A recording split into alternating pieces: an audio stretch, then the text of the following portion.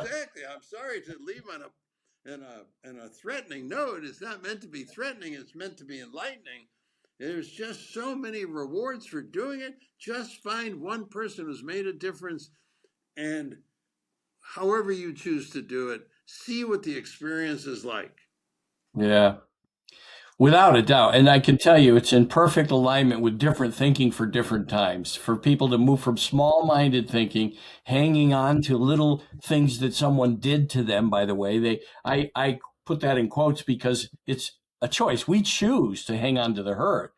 Instead, right, to express, find all the ways, even people that might have hurt you once, how did they pour into you? Ask that question. How did they help you? How did they maybe nudge your journey? And to express appreciation for that. And maybe, to Walter's point, it might repair the relationship. This is not the whole point of it, though. It's to Yeah, express yeah, appreciation when you yeah, make the list of people that have moved the needle for you, that have changed your life.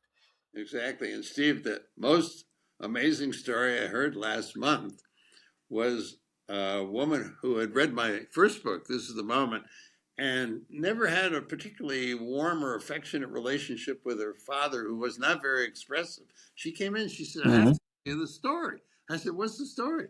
She said, it, I guess this goes back to Father's Day. So the story wasn't that current. It's like 6 months ago. And she said, I thought about my father and I said, what difference did he really make in my life? And I couldn't even think of anything that he ever did. And she said, but then, I had a really happy childhood and I began to reflect on how come I had such a happy childhood. And I realized how much my father had done. So she wrote a note. And once she started writing the note, it just flowed. And she put it in the middle of a Father's Day card, went to visit her father. Now, hang on, fasten your seatbelt. She said, Dad, here's your Father's Day card, and I want you to know I'm going to read this letter to you.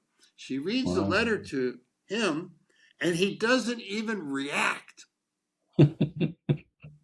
I, I am like stunned, like saying, oh my God, this may be the first example of somebody who did it, who's sorry they did it.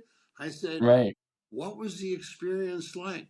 She said, it was one of the best days of my life. I said, why? She said, I got to tell him all of the things I wanted to tell him about how important. And his response was not even necessary. She said, I would have loved, of course, for him to say, well, thank you. But she said, Right. it was such a remarkable experience because I know when he goes, I would have never had the opportunity. How about that for a message? Yeah, that's a great message.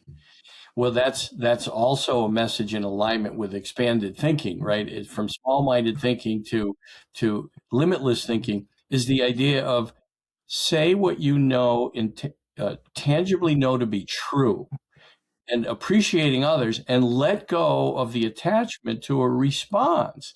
Because often when we don't get what we want for a response from people, we're upset, right? Again, we've engaged what I call the acorn brain, and it's got us in some emotional state that is not true. It's not true. When we can let go of what we expect from others and just appreciate them, that's that's expanded thinking.